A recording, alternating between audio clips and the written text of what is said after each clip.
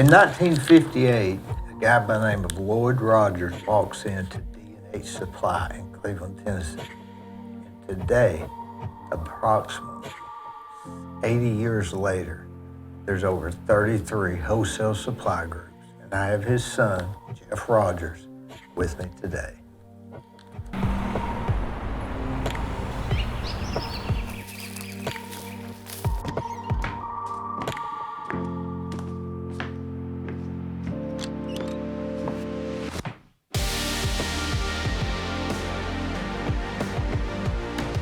So Jeff, have you seen Eddie Botts lately?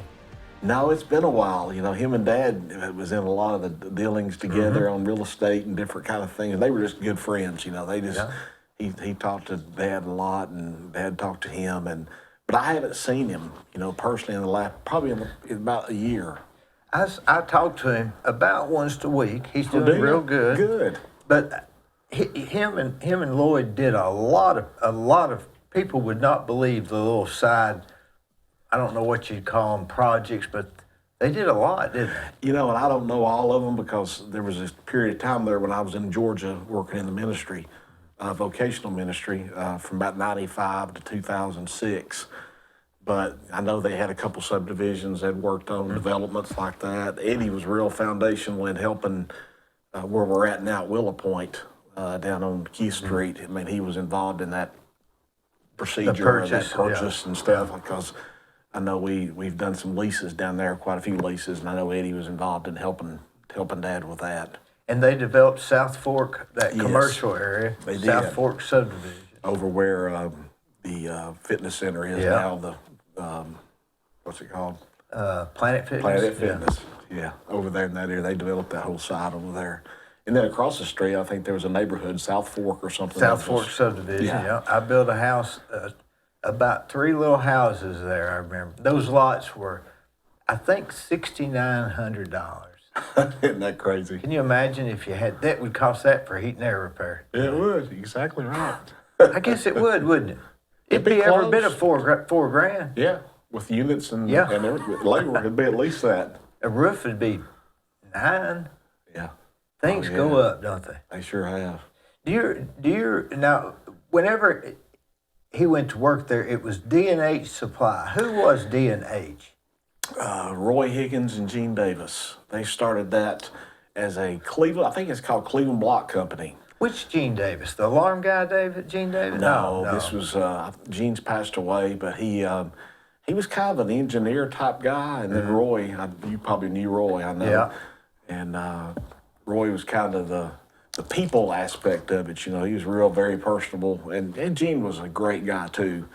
But Gene was a little quieter than Roy. If you know, people know Roy, used to know Roy at First Baptist and different places. They know he was very outgoing, active over there, and he was just like a second dad to my dad.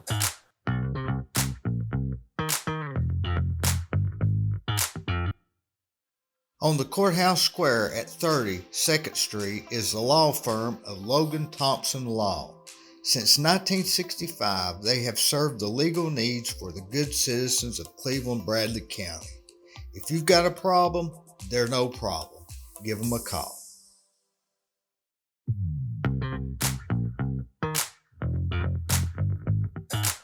So what did Lloyd, what was his primary job there? When he started out, they had hired him. They said they needed a bookkeeper and they needed somebody to run back and forth between the store and the office up there. The office was in where D&H Builder Supply was, and of course the store right there on Church Street at that point. So they had him running down there, work on the counter a little bit in the back, and then he'd run up and do some bookkeeping. And you know, that was many years ago, and less computers and all that kind of thing. So that's kind of where he started out. And then I think it was in 1973. At that point, there was D&H Builder Supply, and my uncle, Charles Howard, was the manager at Cleveland Plumbing Supply, which was right there on the property. And that's where Dad was going back and forth. And so he would run up there. And then I think that was in late 50s, early 60s. And So I think it was 71 or 73. They opened up. Dad said, you know, we're doing plumbing supplies. We got builder supply. Why don't we do electrical supply? So they opened up Cleveland Electric Supply right there adjacent to Cleveland Plumbing, and that was in the early 70s. And that's where it all began. And then we've moved up to, we're on 25th Street there for a while, up where the old, right there across from. You were, that's from right. The lighting I remember center. that. It's called Cleveland Lighting Center. North Cleveland Plumbing, and then there's the Lighting Center as a part of it. We had a store division, then we had the showroom up there, and that's we sold that and moved back down and purchased another building on South Church Street, moved into it for a while, and then ended up at Willow Point. You ever miss being on Church Street? You know, it's I worked down there. I started in about 80, full time at 83 after I graduated from college, and I'd worked down there summers when I was 14, 15, you know, just working. Steve Raper always used to say, man, I'll let Jeff go deliver when he was 15, you know. He said, I didn't care back then. Yeah. You know, it was good to be there. It's about, I think there's 24 acres, 14 acres. I can't remember exactly. That's around 20 acres down on Church Street that we still own. That's where our distribution center is right now.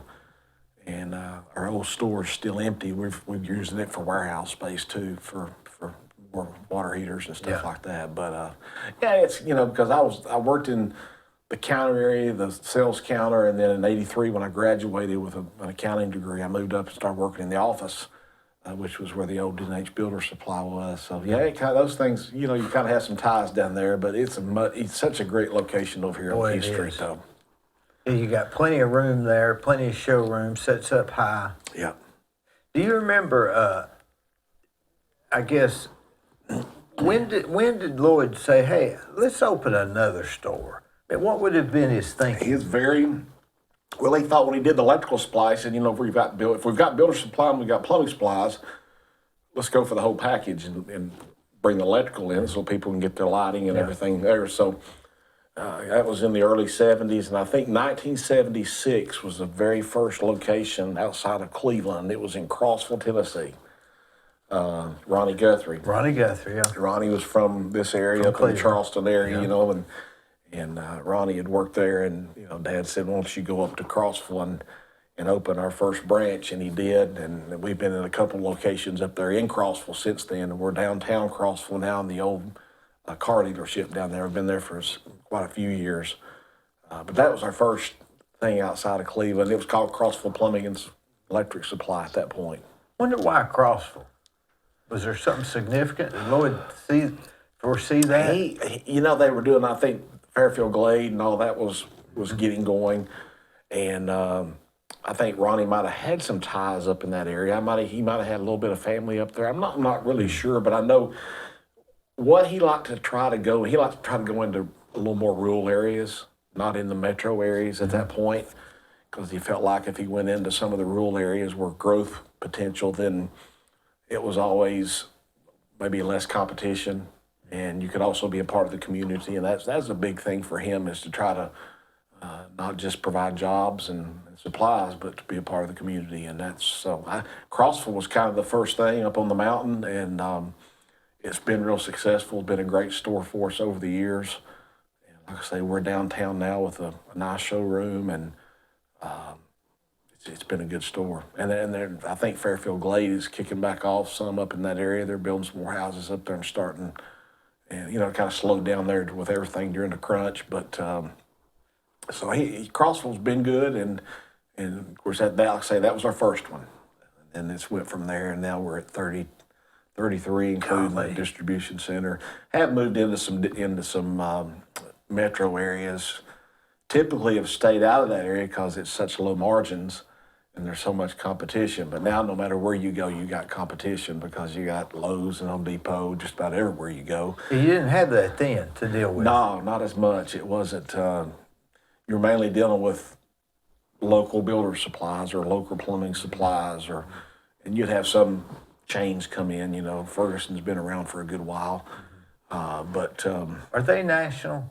They are. They're actually. I think they're out of, is it France? Maybe they're based out of another country, and but yeah, they're nationwide. There's hundreds and hundreds of locations in Ferguson. I don't know how Home Depot and Lowe's can. But when I started building, the local supply place was where you got just about everything you needed, including the news. Oh yeah. And your coffee, and your. I mean, it's like Petticoat Junction when they're in Mr. Drugger's store. Uh-huh. Mr. Drugger, is that right? I think that's right. That sounds right. No, not Drugger. I can't think of his name. He drove the truck around. Yeah. So has that changed, or is that still? Well, I think it's changed to some degree just because of technology and those kind of things. But as far as the personal aspect of it, I was having a conversation with one of our employees the other day, and we were talking about putting in some new procedures and stuff to make things more safe, and he was worried about. I just don't want us to get to that corporate mentality and everything. And I said, well, as long as I'm at Wholesale Supply, as long as I have anything to do with it, because I know that's the way Dad was, we've had multiple opportunities to sell that company.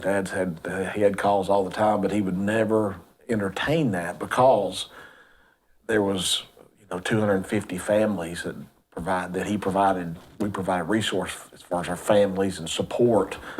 And he took that real personal. He said, those are my family. And he said, if I got rid of this, if I sold out, all those folks, a lot of those jobs would be eliminated because of duplication. Yeah.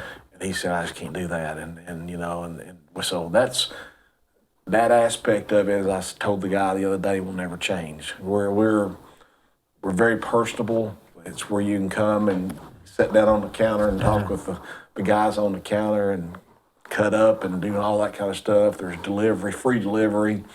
Yeah, free delivery is a big deal. It is. That's one thing, and I don't know how Home Depot and Lowe's. I know they do some free delivery probably to builders. You'd about know that. I've never had anything. I don't ever had anything delivered by them. But it's. I always go to Wholesale Supply. I appreciate that, and I appreciate that very much. And you're a great customer, and I thank you for that. And we try to offer that service. Service is a big thing to builders like you, and if we don't have something, then we can find it for you. You don't have to go looking 15 places. And we try to be very competitive. We try to be personal touch. We try to have free delivery. We try to be, part of the community. And I think we've tried to do that. And that atmosphere I don't think will change. As I told the girl the other day, I said, I'll never, as long as I'm here, it's family. And we call them Wholesale Supply. We call our family. We don't call it employees. And it may be that you can't even operate another way. Maybe you have to have that connection, or you become the corporate, and now it's all just about money.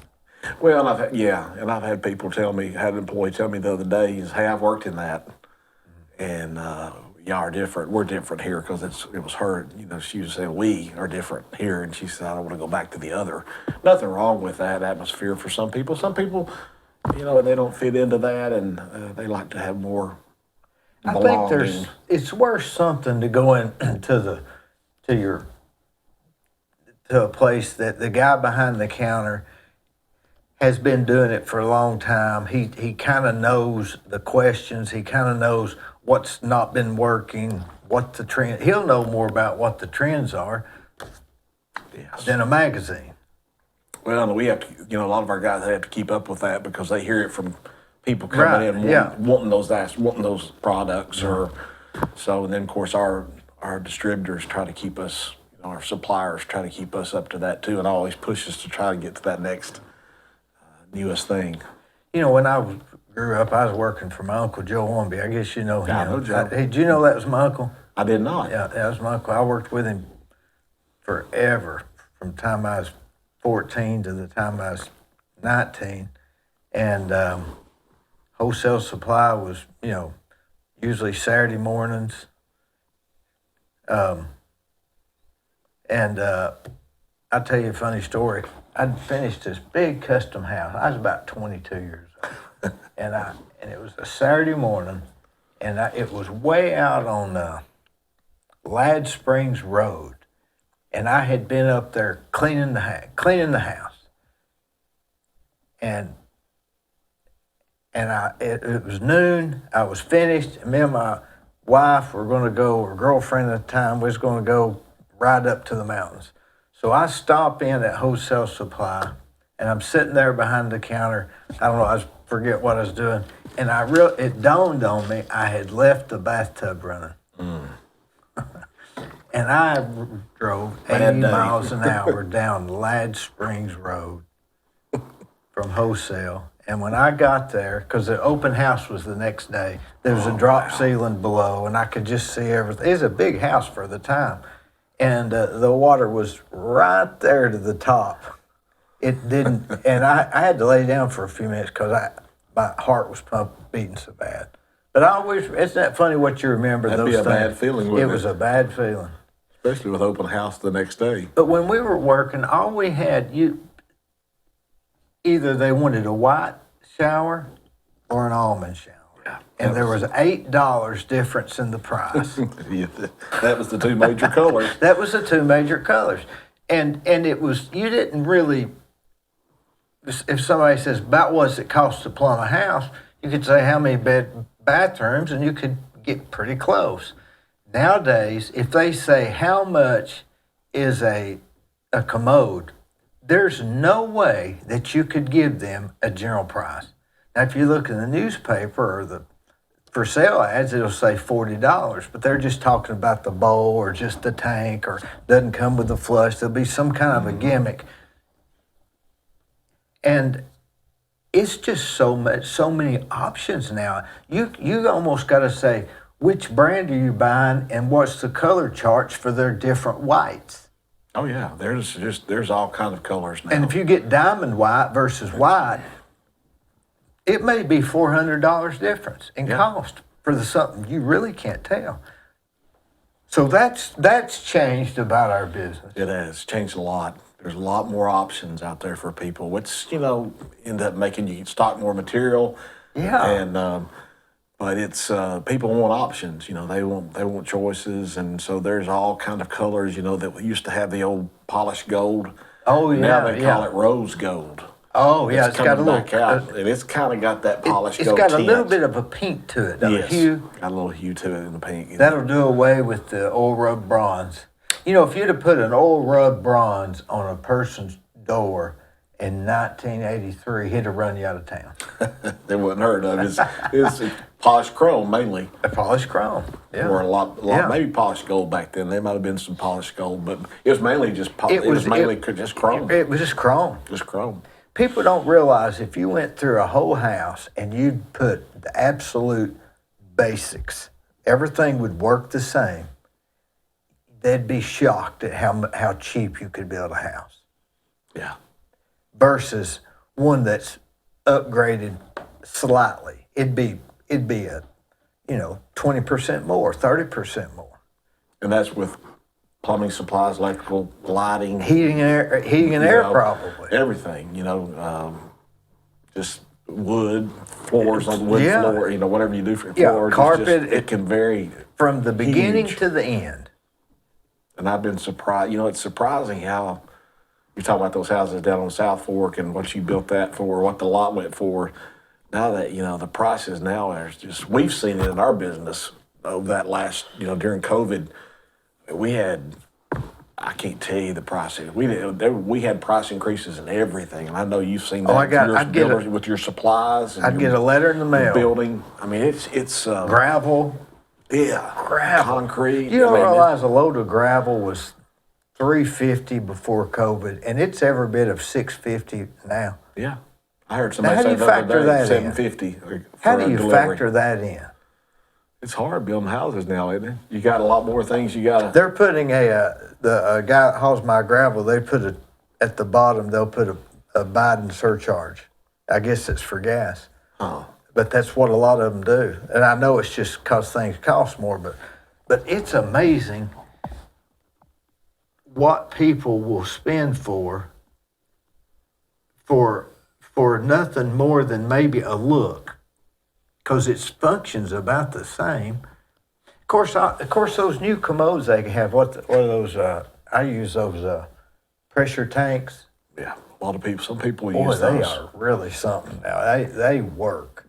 Yeah, No electricity, a lot of force behind that. a lot of force. I mean, they're really good, Yeah. and they're not very expensive.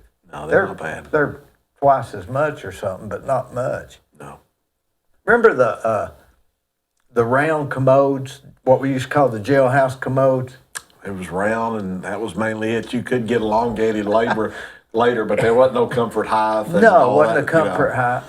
Yeah, it was. It's Comfort's not handicap, it's just a little bit lower, I believe, right? I think so. I think, I think there's a handicap that's maybe an inch or two higher. Yeah. That's a little bit higher, but most people go with the comfort height now for Yeah. the most part, or just a regular. You sell. I think you sell a lot more elongated than you do round anymore. oh yeah, I don't even know I don't think that'll come back in style, do you? The round. There's still some people that use it, because they're cheaper, they're Yeah, less expensive. But most people won't. I guess as our bodies have got bigger, I guess. they Maybe like so. elongated, Maybe and maybe taller too. Yeah, it is. That comfort height's a big thing. People really like that. Did you see where whatever happened to Bill Gates when he was giving that money for anybody that could come up with a flushless commode or waterless commode? Did you ever see that? I didn't. Yeah, remember I that. forget. He was offering $1 million. I'm wondering how that came out. They have those now. How does Like it in operate? urinals, they just have, it's flushless. They have like a cylinder in the bottom of it. We've never really sold that many of them. We can get them, and we've sold some. But I've always made me wonder how it's going to work. Yeah. But I know they have like you have to change out a cylinder in the bottom that's Cartridge or disinfected, something, yeah. Cartridge like thing. I've seen them at a few restaurants and hotels and things. They'll have those in there, but I don't know. It's. I've always wondered, had my doubts on that. Do you try to stick with main brands like distributors, or how does that work? I mean, We do. We've had to go. COVID brought a big change in our business because we were very loyal to our suppliers, and we've carried Kohler and Mansfield and Square D Yeah. and some of those brands for over 50 years. But as shortages happened and allocations happened, we did have to kind of branch out and get into some secondary lines or third lines, and sometimes fourth lines, just to be able to have it because. not necessarily bad stuff. No, right? not bad stuff. Just It's just, we looked for, and it was cost effective, but also just to be able to find it because it got to where, we were on allocation on water heaters, tubs, all those kind of things that Golly. only let you buy so many. And back then, at that point, it wasn't what it was going to cost. It was, could you get it? right. Yeah. Because it's amazing how building has just continued. Even in our areas that we're in, we've been very fortunate to be in areas that still seem to be growing and seem to be, there's some areas that are not as robust and as good as others, but then most of our areas have been continuing to grow. There's still housing, still a lot of multi-housing, and that is Multi-housing. huge. And we've branched into a little more in the commercial. We've always been kind of in light commercial, but we've got a guy now that's over just quotes and doing estimates for folks. So we have a lot of, light and even medium industrial come in now. We deal with plants and always You have to kind have, of but- guarantee a price for them for a while, right? We do. That's another thing that changed COVID because actually, really, we had to get to the point where, and it's still that way on things like wire, anything copper related, Oh, and those yeah. kind of, it's 24, 48 hours. Then you're telling that's as good as you can get. Sometimes if you get a week guarantee from the manufacturer, you're good. But there again, COVID and the raw materials was so elevated at times, you never knew where it was going to be, so they wouldn't guarantee a price for a long term. Used to, you could do 90 days easy. It wouldn't be a problem. And fudge. Yeah. And fudge on the 90. Absolutely. Yeah, we do that. We've done. It's not that way anymore. Not anymore. It really isn't. Yeah, I've been waiting on a 3-gain meter base for If I told you, you wouldn't. I guess you wouldn't believe it. I would believe it. 9 months. We've had there at one point we had on some fixtures from Kohler and some other places, it was almost a year wait on certain ones. I don't know. I guess the manufacturing plants had social distancing too, and people got COVID and they just couldn't get the help, and it's not caught up yet. No, at all. It sure hasn't. It's still hard. We have seen a little better response on getting some help because we're shorthanded in a lot of our stores. I mean, we could still hire some more people, and we've got 20 places that we could use people right now in all of our locations combined. But for a while, it's hard to find people who will even fill out an application. And then in our company, we're a drug-free company. Mm-hmm. And then, of course, most of them will do MVRs because they'll be in our delivery trucks, so we want to be safe. And between those two aspects of it, that eliminates a lot of folks, and it's not that, it's just that's the way we're in, the insurance regulations and things. We think it's important to be safe because we got a lot of trucks on the roads.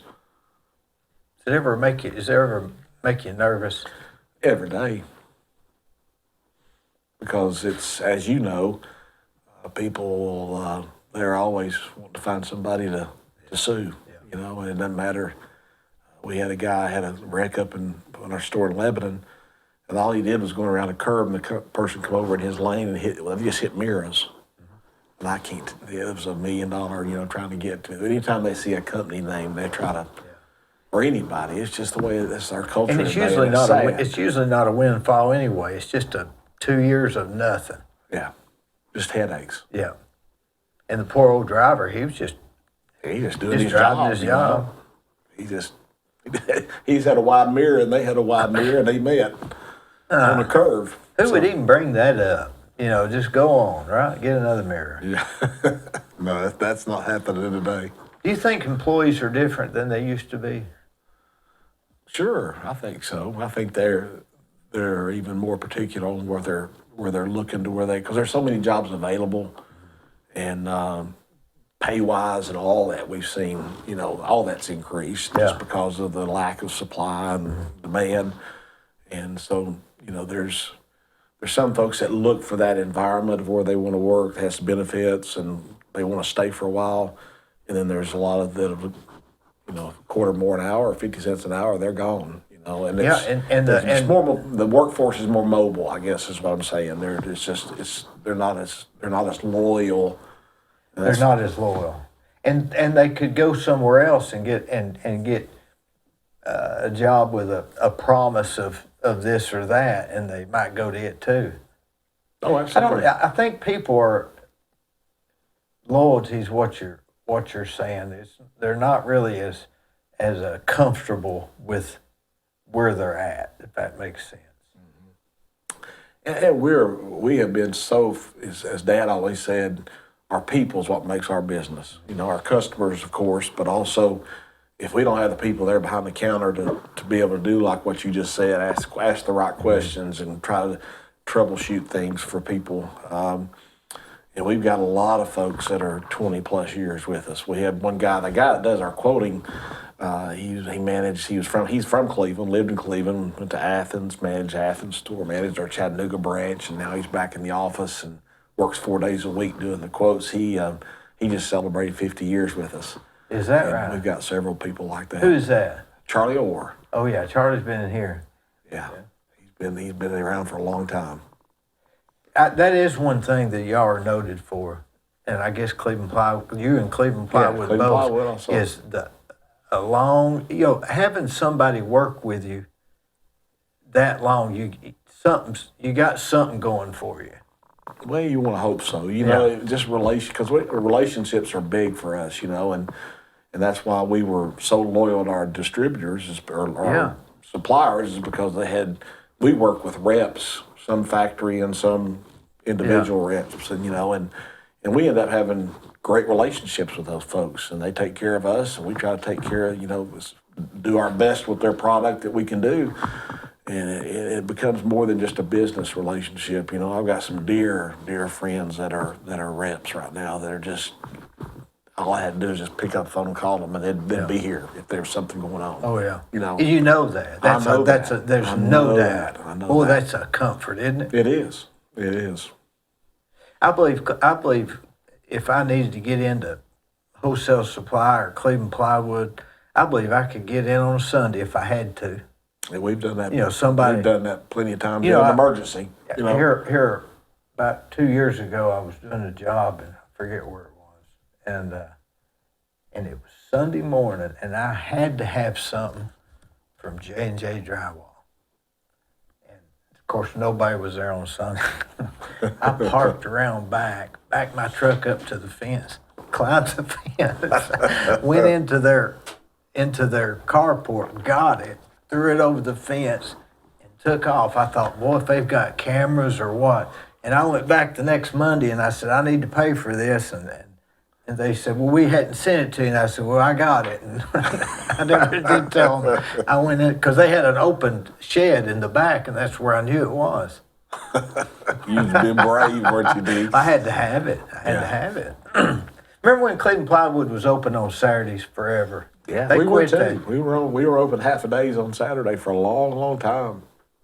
Steve said all they did was pick up material, pick up returns on that day. So you know, I think that it's not necessary like it was.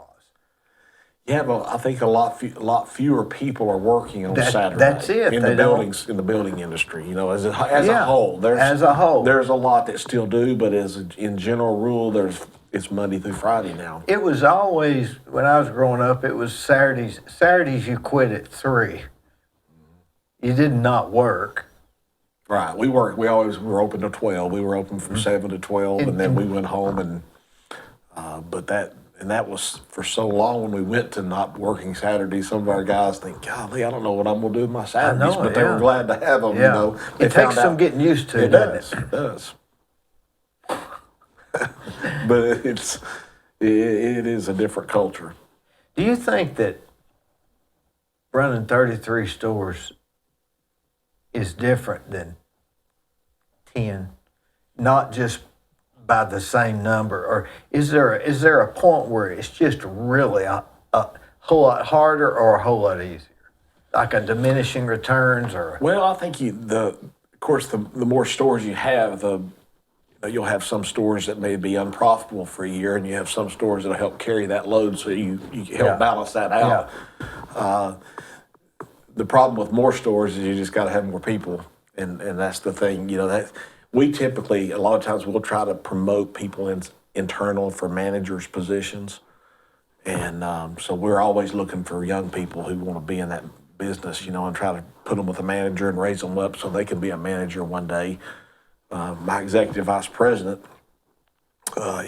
he started out in Cleveland, and you know he's a great role model of what can happen if you want to come on board and start in the warehouse and start in, you know, from the bottom, you know, pretty much, and come up. And now he's in his position. He was asked to leave Cleveland, go to Shelbyville, Tennessee, and open up our branch in Shelbyville, and so he went up there, and now he went into a district manager role, and then he was not a vice president. He was an area manager, and then a director over our operations. And now I've asked him to be our executive vice president, and he's kind of over all the area managers, which handle typically 3 or 4 stores each, sometimes 5 or 6. They just kind of monitor all those stores. So the more stores you get, the more accountability you've got, which requires more good people and more people that you can really put your trust in. That's the hard part. I mean, it's not hard, but you know what I'm saying? Especially with labor issues, you know, it's been even harder, but our goal is always trying to, if we can, and we've not done that before. We've hired from outside, and if we bought a company out one time, some of their guys come on and continue to work for us, and two of those times they ended up being our manager at that store. We've got a few guys right now that are running stores in Kingsport and Lawrenceburg are just a few that I can think about that we bought out that prior company, and they worked for them at that point, and they come on and work for us and started and managed our store and done a great job. You've got the best back office of anybody I deal with, as far as bookkeeping, billing, all of that. I appreciate I mean, that. it's just perfect. We are very blessed. We are Aileen. very blessed. Aileen she is phenomenal. She's I'm glad you're going to be on these. Just stop turning him on and listen to him.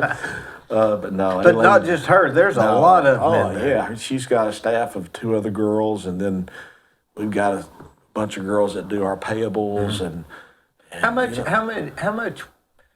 Like when I get a bill, it's got the blue wholesale supply. How many of those sheets?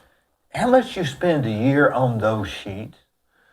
Is it like it's it's funny you say that because we've tried to go a lot more electronic now. We'll ask people if we can email their invoices to them, Yeah. which has really cut down on our mail. But it's a sizable expense when you're sending out. You used to send out a couple every time when invoices would, not daily invoices, but every 3 or 4 days we'd send out invoices, put them together, Yeah, and then send yeah. out. Now it's usually weekly or more than that, just because of the cost. But it's a sizable expense, just trying to get the notices out there. But people want to know that. Some Yeah. people they'll give you a ticket at the counter and they'll say that's your invoice. yeah?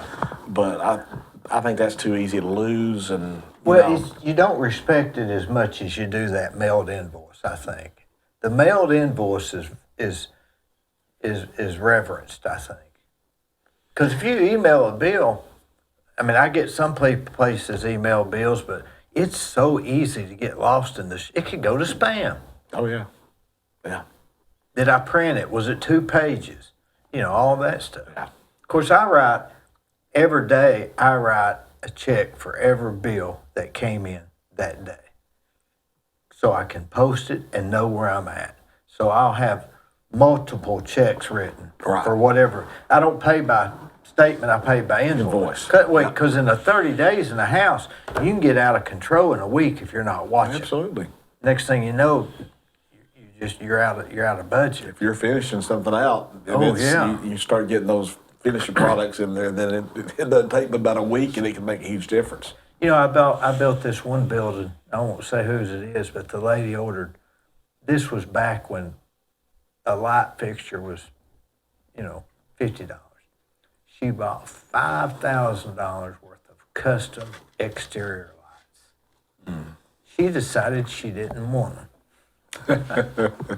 Anyway, I went to Lloyd and me and him worked something out. I forget what it was. He looked it up and got it down to cost, and I ended up paying half. I forget what it was. And last year I gave it to somebody, and they made some pot holders for plants.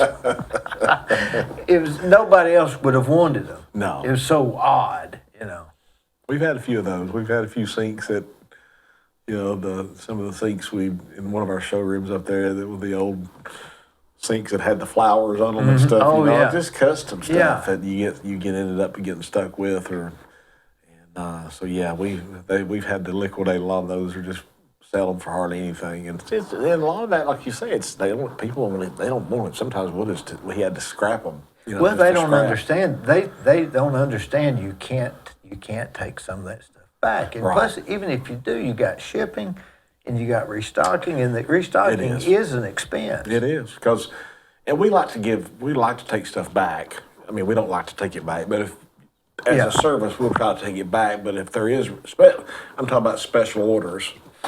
Stock stuff we take back all the time. No, service charge or restocking. But on a special order item that we don't normally stock, or it may be one of those faucets you talked about, or a light fixture, then you can bring it back. But if the manufacturer charges us a restocking charge, we have to kind of pass that along. That's what me and Lloyd were working out during Yeah. that time. I remember now what it was.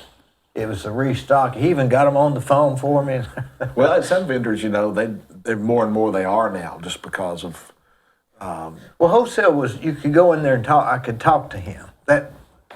Oh yeah. You He couldn't have always- done that with Lowe's or Home Depot. No, he was always kind of an open office, open concept, and he would travel around all the stores and go see the guys. Yeah. And like I say, it was family to him, still is. You know, now, what year did you graduate? Graduated from Cleveland High School in '79.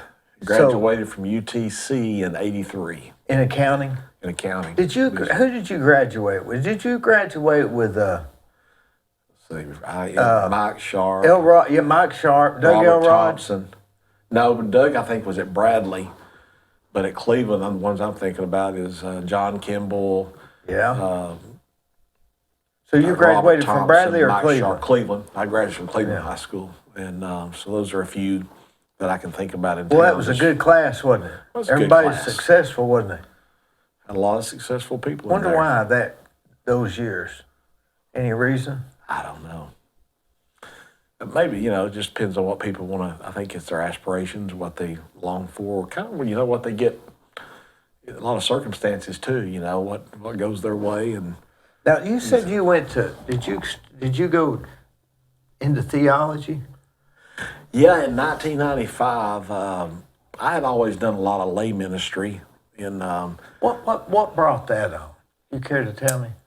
I mean, Well, when I came to know Christ and he changed my life, when was that about? that was when I was in middle school. Okay, that's been a long time ago. So, But probably in my I was first married at 18, so as a young couples and young adults, then we were very active have always been active in our church. Dad and Mom were active, and so they were active. Oh, That's yeah. what brought. Yeah, that's what started. I mean, I was always in church. They were. That's how we were brought up, and so it was just a normal part of our life, and we enjoyed it. And not always, as kids, we didn't always Sure. enjoy it, but Christ he's changed. He changed me. He gave me different priorities and different aspirations. And when I say that, I don't mean to say that I'm not all in the business, because I am all in. But at that period of time in my life, I feel like in 1995, I'd fought that battle of, do I stay with the company or do I go into full-time vocational ministry? And I finally just had to surrender and say, okay, God, this is what you're asking me to do. I didn't know what period of time that would be. You couldn't get it off your mind. You just had to try. Had to do. And my first position was in Lawrenceville, Georgia, in Gwinnett County. And I was going to seminary down in New Orleans Seminary, which had a location down there in Georgia, not far from Atlanta. They had a satellite campus, a church that mainly did classes, and I was going there and attending some classes and saw this job on the bulletin board. They had it posted, youth pastor. And that was one thing I said I'd never do. I said I'd never be a youth pastor, because I was at that point in 95, I was 28, 29. I was born in 61, so You were rolling. I was older than somebody Yeah. who would come in and normally do a youth pastor Yeah. job. So, but man, I had great years at that. I was at that church, and same church down there, worked with a guy and stayed there till 98. Youth pastor, pastor of education, and basically associate pastor. And I preached for him some, and then came back up to Cleveland. Back in '98, I moved back, went to Cleveland. First, got called to First Baptist Church in Cleveland, served there as pastor of missions and young adults, and worked there for about a year. And the same church that I had served as student pastor called me back a year later to be their senior pastor. So I went back down to the same church that I already had 5 or 6 years experience with, and was down there until 95. Actually, probably in 94, 95, I left that church and did a church plant there in Beaufort, Georgia, which is adjoining. It's all in Gwinnett County. But yeah, How long did you stay in that field? Stayed in it pretty much till, let's see, I moved back up here in 2006, came to work back for the company full time. Right after that, probably in 2013, I started a ministry called Living Water Missions. And then a year we started having church, just Bible studies. We'd do a lot of Bible studies and stuff in our home. We call them small groups, life groups. And we did that as soon as we moved back up here, we started that, and probably 3 or 4 years later, we got active in another church and was involved and headed up there as a non-paid volunteer, headed up their life groups down in Chattanooga, actually at Christway, at Ooltewah. Christway Community Church, got involved there, and we were there for 7 years or so and did life groups. And so I was always involved in voluntary type jobs, as far as, let's say, jobs, service things with churches and volunteering. And so then we planted Living Water Community Church, and I think 2015 was our first service. And we live out on Hughes Road out off Bates Pike, and we bought 14 acres, and we built a house and built a venue barn where we have weddings in, or any kind of party or any kind of event that you want to rent it for. So we planted a church in there, had a few services, then went to Taylor Elementary and started having services in their gym. Golly. And stayed there for 2 years, and then moved back to our barn, and been having services there ever since. Is that right?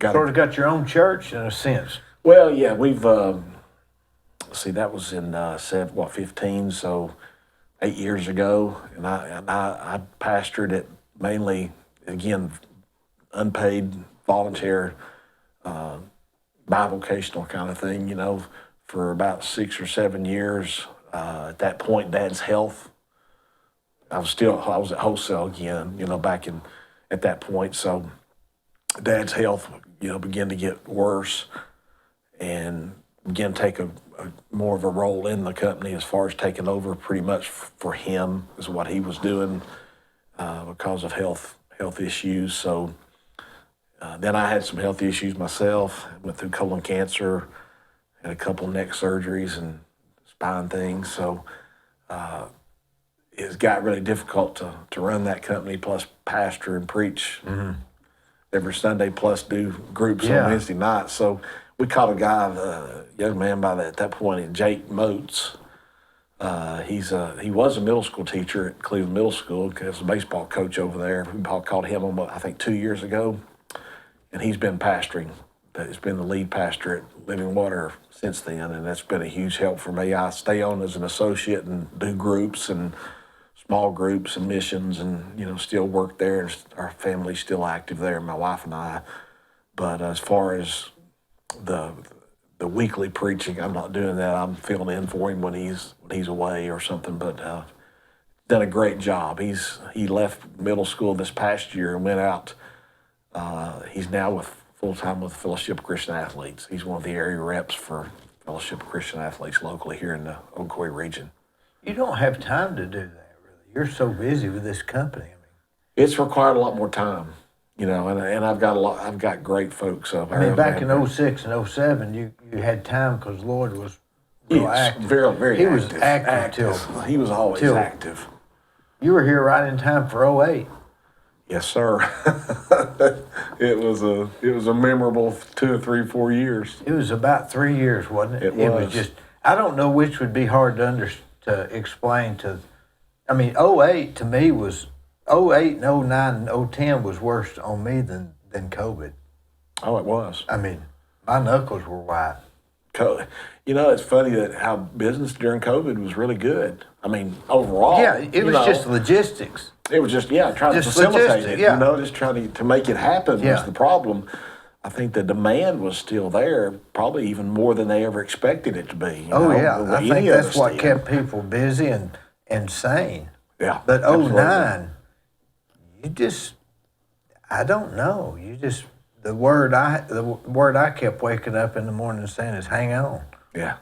Persevere. Just persevere. Just try to make it day at a time. It was tough, wasn't it? Dad used to say in our business, he said there was always like a 7-year cycle. About every 7 years, there'd be a thing be a dip. slip, Yeah. kind of a dip. And then COVID brought on you a whole new, whole new thought on that. I remember when I knew it was bad, I remember when I figured out it was bad, I was building a building for somebody up on the north end, and I had we'd called for some plumbing stuff, and they delivered it to my other job because there wasn't anybody on that job to maybe get COVID from, and so these guys went and got it from them. Now that wasn't my doings or your doing. That was the delivery guy driver and the guy that was going to use it. So they were social distancing themselves. They were delivering it to that job for that job so they were working that stuff out without us. You know, people, it got to where we'd never done, this was a lot of never done it this way before. I remember sending out a lot of messages to all of our branches and our managers, you know, okay, I know we've never done it this way. That was a whole year, 2 years of this change and transition. But, you know, it even got to one point during some of the worst of COVID, we kind of closed the counter area for people coming in. We'd take orders at the door. And you'd leave it outside. Yeah, leave it outside or deliver it, you know. And or they could pick it up at the door. We'd get it ready and bring it to them. So there was as less contact as we could. You know, it's so hard to try to get plumbing people to wear masks. You know, that was a battle. Yeah. But you know, you had to. I mean, it was there again. It's accountability. You had to do what was best for you. I always said, we're doing that. It's good for our customers and our employees. You know, and we try to protect both of those. So we were all kind of flying by our seat of our britches and so was everybody else with COVID because it's something they'd never seen before. So we kind of had to follow guidelines, CDC, all those things that we had to go by, and it was a change. It was a big change. It was a big change. I had people. And it's totally affected, you know, our economy. It has totally affected every aspect. Still today.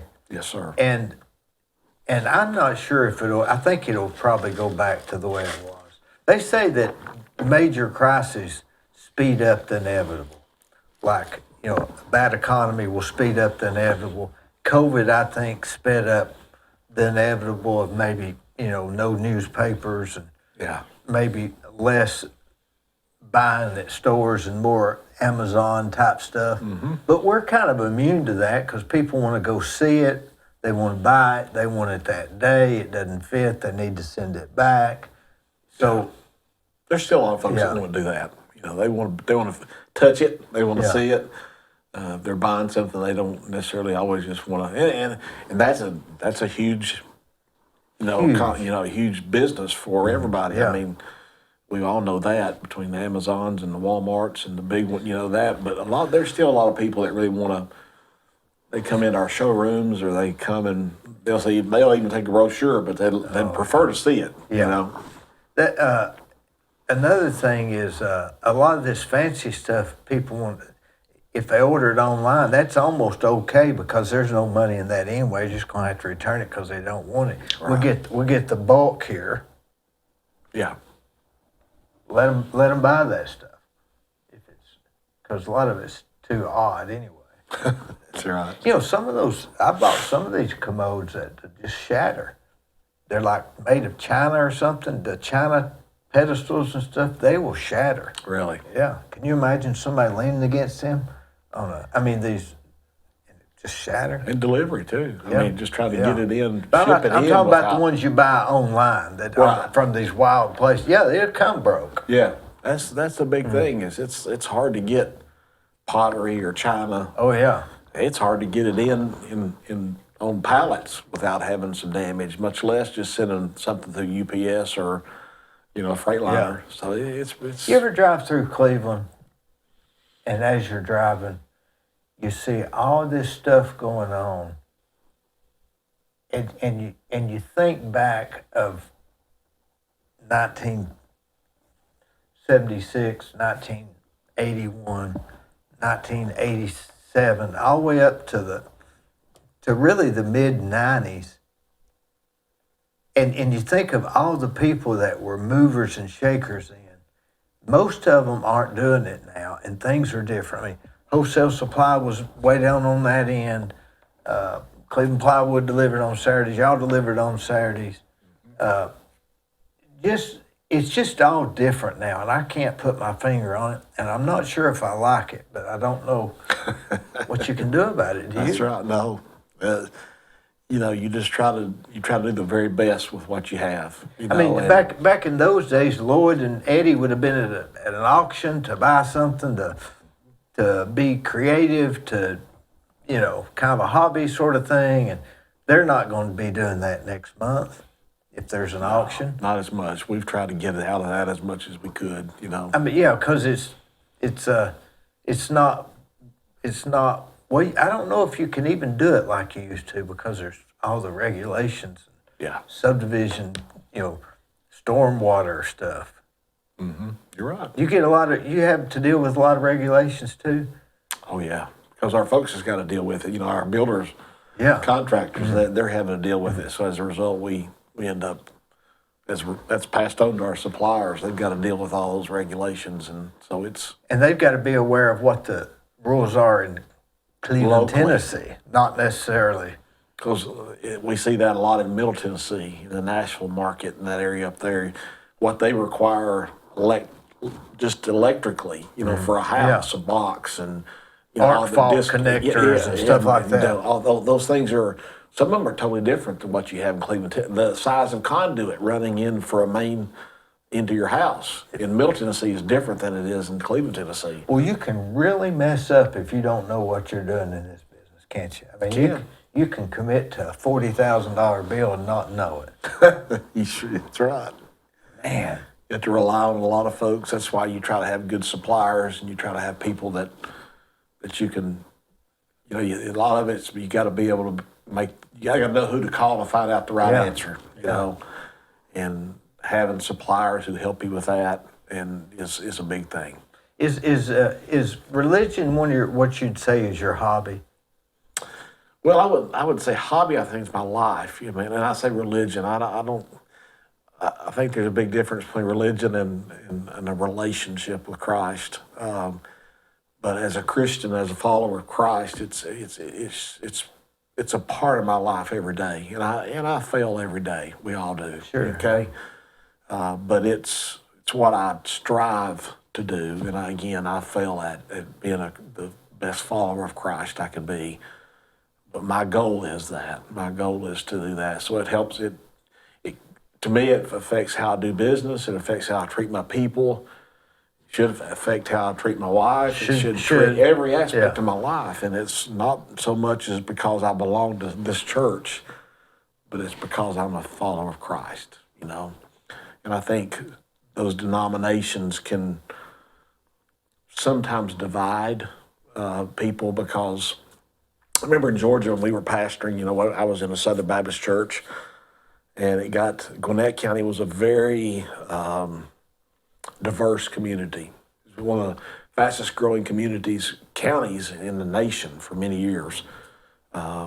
Swanee, up in that northeast Atlanta area, Buford, where the Mall of Georgia is, all that area was a huge growing area. So it was nice to do a church there because you had a lot of people coming in. I mean, it was just, but you have these mindset with some people, that Southern Baptist to some people meant they didn't like it because they thought it meant restrictions or and it's not always right what their perception was, but to people, perception means everything. So you see a lot of churches who are going to taking denominations out of the name.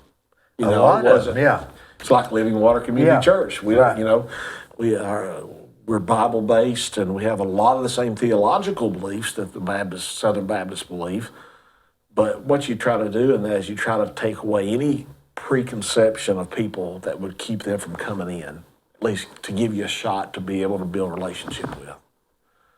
Because it sort of goes back in a sense to buying, this brand sink and that brand sink and that brand sink.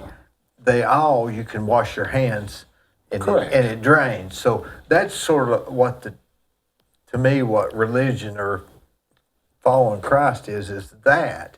And these other brands are just sort of a different way to do it, but their all purpose is just to wash your hands. And we hope that, you hope that, and I'd say major denominations are that way. They're all believe the main, keep the main things the main things. Yeah. And there's a lot of different ways of doing those main things. You got some who do more contemporary music. You got some who do a lot of the hymns. So there's a lot of way of doing those things, but ultimately it's about Christ. It's about Jesus. The old timers, though, they were more dogmatic about Church of God, Baptist, Sure. Church of Christ. It was more like almost tribal in a way of, I'm a member I'm a member of, that sort of thing. And I don't know why they did that, but, and it served them well. I guess they had more people. I guess more people went to church then than they do now, percentage. It's amazing the difference in percentages between and. Maybe they had the right idea. You ever think of that? I know it divided a lot of people. They had a lot of great ideas. They had, if they kept those ideas those building those relationships, because it created a lot of community. Created family, created people. Like in Gwinnett County, I moved to Gwinnett County. I didn't know a single person down there. That was a big change for me because I lived in Bradley County all my life and grew up here. Go down there, and I didn't know a soul. I didn't know the pastor I was going to work for. I didn't know anybody. And so that church became my extended family, And I think that's what churches should be for a lot of people, whether it be Baptist or Methodist or Church of God. Well, that's what the old churches were. They were communities that, if somebody had a fire, they would get together and help get the clothes, Goes all the way back to the disciples. Build the barns. That's right. You go all the way back to the disciples' first church in Acts. It says they got together and if anybody had need, they'd all get together and help meet that need. Whether if they had to bring stuff together to sell it and meet that need, that's what they did. And so it was community. So we've gotten now to where we get divided because of the minors. Things that's basically really traditional. Absolutely traditional. Just kind of traditional. Yeah. It's. I think that's hurt the church more than helped it a lot of times. I went to the Lawrenceburg, Tennessee. I like to go to these Amish and Mennonites and all that, just to kind of look behind the curtain or something, see what the deal is. Well, they didn't have a tour, but you could drive around the area that they lived, and they would sell baskets and stuff. And so I went around, and finally I found somebody that looked like I could talk to, and I said, hey, you believe in God? And he said, yeah. I said, you believe in Jesus Christ? He said, yeah. And I said, you go to church on Sundays? He said, yeah. And I said, do y'all take the Lord's Supper? And he said, yeah. I'm thinking, well, what's the difference? And I said, you ever heard the song Amazing Grace? He said, no, I don't believe I've heard that one. of all things that would have been different, you'd have thought that would have been. So I asked him about his suspenders. He said that was just tradition. So they aren't that much different than me and you. But boy, they look like they are, but they're not. Right. There again, it's those foundational beliefs, because a lot of people, back years ago, it was couldn't dance. You couldn't go to movies. Couldn't go to the prom. It was mixed bathing. Remember that? Yeah. It was for the good or bad. I don't, you don't know how to say that, but I think that I think that's majoring on the minors. A lot of times we do that instead of focusing on what we ought to be focusing on. Just the relationship. Yeah. And some of the old timers will get mad when you use that phrase, relationship, because they think it's more, Yeah, the religion, it's religions aren't bad. Denominations aren't bad, as far as just in the... That's what started most of the wars, is religion. Yeah. That's what's going on. That's what's going on right now. That's exactly right now. right. They're fighting for the same person, right? I guess. I'm not sure how that works. Not always. I don't think always over in some of the where did they split up? Do you know? Was it Jacob and Esau? Back in those days, when they were divided. In other words, they thought Jacob gave up his birthright. And I may have this all messed up. Well, it goes even a little later than that. You know, when where they're fighting now in Iran, Middle East, Yeah. the all Gaza that Strip. area was when one decided to follow God and the other decided to, there was judges and there's kings and they all was trying to do those things to be able to somehow feel like they were trying to reach God. Yeah. But it comes to the point where, and in Israel, which was God's people, they failed him many times. And he always said, "If you'll just come back to me, Yeah. I'll And they bless always you." did. They always and they usually did. did. And then they separated. And I think that's where, if you read the last book of the Bible, which is Revelation, which I'm not a scholar in, so I can't answer a lot of those We can speculate. prophetical things. There's a lot of answers in there, but there's fighting going on right now. The Bible says there'll be wars and rumors of wars towards the end of the time, and we've seen that. The area where they're fighting in, that's where in biblical days it That's where it corresponds to was, where it's yeah. at. Yeah. And God prophesied that. Jesus prophesied that. The prophets prophesied that. And That one scares me more than Russia and Ukraine. For some reason, I just have a worse feeling about it. Don't know why. But it'll probably be okay. They'll get it all worked out, right? I don't know. I don't think so. Not until Jesus comes back. Do you think that you're looking to get more stores, or are you good No, where you're at? What's the thinking? We're always wanting to grow. We're one area that we've tried to grow in more over the last few years is in our outside sales area, because you can, if you put people on the ground, going out and visiting people, trying to call on people, builders such as yourself, contractors. It might cost you a vehicle and an employee, but you don't have brick and mortar into it. Right. And that's actually how a lot of our branches have started. We were in Crossville, and we started delivering, going to Dayton or somewhere like that, and once you build enough relationships there and get enough customers over there, then you think about, would I want to go over there and put a building, and then have a supply house there. And a lot of times that's what we've done. But the area that we've tried to grow in more recently is in our outside sales team, which has been more industrial, residential, residential has always been our main area of concern until the last, like I said, we've always been in light industrial, always with plants and manufacturers, always with government agencies, school boards, and all that. We've always done that, hospitals. But as far as some of the bigger jobs, we were kind of didn't have the expertise, I guess you would say. So we've got into a little bit more of that, which requires a lot more of that outside sales touch of going over. Some of the people like to be seen. They like to, you call on them. Yeah. And They want you to come look at their plans and that sort of walk through it. Yeah. Walk through it and help me. So we've tried to expand that team a little bit, and we struggle with that just because of finding the right people. Because it takes a certain person to be an outside salesperson. They're just not They usually have to be very well organized. very people oriented. Very good with people. You can teach a product, but it's hard to hire. Trust, honesty, those kind of things, and the integrity of a person. Those are some things that's harder to build than it is teaching them which toilet they ought to sell or something. The product is a lot easier to teach than their integrity and their. So wholesale, you're thinking still move forward? Yeah. Oh yeah. Yeah. We'd like to grow. We added.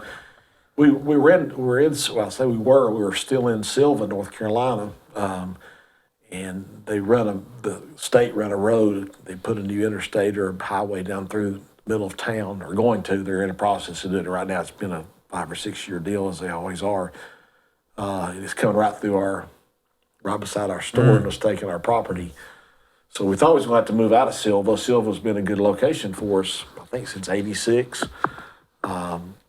So we looked over there everywhere, and there's probably 70 businesses that it's affecting over there, which is, Silva's not a huge town, but it's put a lot of people looking for places to go to try to It's almost relocate like their they'll business. create their own town or something. Well, it's to me, I look at small business because I think that's important in a community, and it's put a lot of those small businesses out, or in the process of putting them out, having to look for somewhere where in some of those areas the availability of land, the availability of being able to move to rent a place, sewer and everything. It's tough. So we thought we were going to be moving out of Silva, so we went to Waynesville, North Carolina, and then opened up a branch up in Waynesville, which is about 30 miles And up from when Silva. when was this?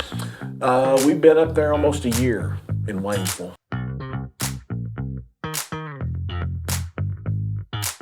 A name and brand that you can trust. Wholesale Supply has been serving the Southeast for over 75 years. Whether you need plumbing, electrical, or HVAC supplies, Wholesale Supply can provide you with the products that you need to complete any job, big or small. Supplying brands such as Kohler, Delta, Rinnai, Progress Lighting, and so many more. With 32 locations across the Southeast, Wholesale Supply is your hometown plumbing, electrical, and HVAC supplier. To find a location near you, visit wholesalesupply.us. And remember, Wholesale Supply is open Monday through Friday and open to the public.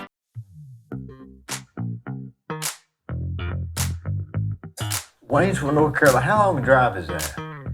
It's about 3 hours. 3 2 hours. and a half, 3 hours. How often will you go to somewhere like that? Personally, I don't. That's why we have district managers and So area you may managers. not go for 5 years. Oh, no. I'll try to go at least once a year. For a long time, we always did cookouts. Customer appreciation. I remember COVID that. wiped Yeah, that out. yeah. And we're hopefully starting that Yeah. back soon. And I would usually try to hit a lot of the cookouts. Couldn't go to all of them, but I'd try to go to several cookouts a year. Because you had them We at get every to see some location, people. I guess. Yeah, we had them at every location. We'd have some in the fall and some in the spring. Boy, that was like 33 parties, right? Yeah, 33 days. That's a lot. It's a lot. Didn't do them the same. We'd do them Yeah. usually some days apart. It wouldn't usually be the same day. But Why would you be thinking more stores and not thinking just retirement? Well, I'm thinking retirement. I'm definitely thinking retirement. That's one reason, Mickey's there and Josh is there, and bringing some people on. I'd like to retire. I'm working 4 days a week. When I got colon cancer and had to go through some chemotherapy, thankfully just oral, not intravenous, but that kind of changed some. So I was taking off Fridays to try to recoup some from the chemo. So after I quit, and I've been clean 3 years now, I just kept that up because it's good for my family, it's good for me. And you found out you didn't have to, I guess? Well, we've got good people. Like Yeah. I say, I can walk away, or whether I'm gone Monday or Friday or whatever, I know that it's covered. I mean, I really trust our people that well. So, like you said, in the office, those people like Aileen and all those have been there for years. All of our people in accounts payable. I've just got a real trust in them. They've always been there, and we're bringing up folks that I think hope to be there a long time also. So is Josh pretty much going to be taking your role?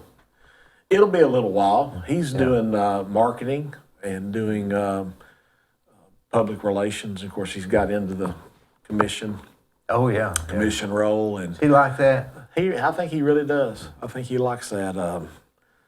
So I brought Mickey on as executive vice president, and he'll be training, still working with some of those guys under the area managers and things. But I think Josh, really has that. He has that. That's the hope, is that he will. And I know he wonders whether he's ever going to go more in politics or not. But I think his heart is really there at wholesale. I think that's what he wants to do. So it's hard to it's hard to get that out of a person when they've grown up in it. Yeah, that was what was so hard for Dad when I went into the ministry. Oh, It was Dad. hard for him to accept that. It was really hard. That created a little bit of division there If you between had me to and go him. back, would you have left then, or would you have? Yeah, I was still. You still- might have left earlier. If You I- had I to could've probably do. You left had to earlier. do it in Yeah, your mind. I did. I felt like that's what the Lord was asking me to do. If I was going to be obedient to that, I had to do that. I know who I was trying to think of their name a few minutes ago. It wasn't Doug Elrod. It was his boy. Paul, I know who you're talking about. Did you weren't you friends with him? Seems like I can't remember. I can't No, I think know of who you're his talking name. about, but I can't. I know him like a book. Yeah. Isn't that funny? You can't think of names. So are you at the store 4 days a week at In Cleveland. 7 o'clock or 9 o'clock? Oh no, I usually get there about 7:30. Leave You got a around routine. 5. You got a routine. Yeah, pretty much. You Get go to there lunch with the same guy every day. usually, or at least a couple guys. Y'all you switch know. around where you eat. Oh yeah, Who decides? that's always the question. Where do you want to go? When do you go at 12? We usually go around between 11:30 and 12. When just do you depending on what's start? going When on do you that day. start texting and saying where do you want to go? Who? Oh, we just usually, one of the guys I go with he's right across the office from me. He's one of my vice presidents, and we go together, and then He'll say, "How about Jenkins?" we'll, or "How about?" we'll throw out a few restaurants, Yeah. and they'll usually say, just go where you want to go, and I'd rather somebody tell me instead I'm of. just I'm irrelevant, aren't you? Yeah, I can go any of It those doesn't places and matter. be happy. I can go the same place every day and just get something different while Yep, I'm there. me too. You go to the Old Fort every morning? I used to. That's where Dad Yeah, was always yeah. at every morning. We were usually there by 6:45, 6:30 to 7. I haven't gone there as much since even when his health was going down, I would take him there. Even at one point, one of his nurses would have to come with him, and but haven't gone there as much. Still go there a lot. Still go there. They're one of the places we go Yeah. at lunch, but haven't been there as much for breakfast. He always took a biscuit home with him when he left, right? He did. He always took. He'd go home and take my mom a biscuit, and usually my sister and one of his grandkids, and then he had somebody at the office. He'd usually bring a biscuit too. He was a routine guy, wasn't he? Or He is? really was. He was very regular at Old Fort. He was regular at Jenkins. Oh yeah, that's was right. there He about- ate there like every day, didn't he? Every day at lunch. Did he have his own booth, maybe? He did. He ended up having his own booth, and they had a little sign out there, and Yeah. they still do it. Jenkins says Lloyd Rogers Lloyd parking Rogers. place, but Kay was good for him, and they were good to him. He was good to them, and loyal to them. He was a very loyal person. He was routine. He would go to the same places to eat. Pretty Was the much. Rogers from Cleveland originally? I think Dad was actually born in Bucks Pocket, Uh-huh. kind of Polk. So he's Polk really County area, from but he's right in Cleveland. here. Yeah. Yeah, he grew up here. What Bradley his High dad School. do? He ran a lot of gas stations. He was a constable. Dad never was much in politics, but his dad was a constable. He had polio. His dad had polio, and so he had some issues with his legs. So, but he would run gas stations. He would. Didn't own him? Yeah, he owned Oh, them. yeah. Yeah, he owned them and ran them. And then towards the end of my grandpa's life, they lived down on the property at wholesale, and my grandmother would clean the buildings. She would do the custodial work down there, and they lived in a trailer over there on the property and kind of Is that guarded right? that too, watched it for protection and I never security. knew that. Yeah. Trailer's still down there. We don't use it anymore, but it's still there for right now. Well, sure, Wholesale Supply Group has been a success story. It's unbelievable. Well,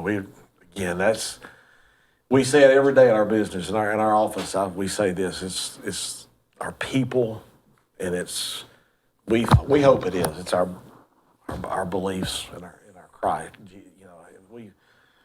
He's the one that makes us successful, and a lot of that. You really believe that's I the biggest? honestly believe that. instilled into people, because that affects every part of your business, if it should. Yeah. And it affects every part of your relationship with your employees and your customers. And like again, do we do that perfectly? Absolutely not. Do we strive to do it to the best that we know how to do it? Yes. I would say that. Well, that's evident. Well, Hey, we're blessed. We've been I appreciate you coming. 78 years. I really do. Thank you. Appreciate you having me.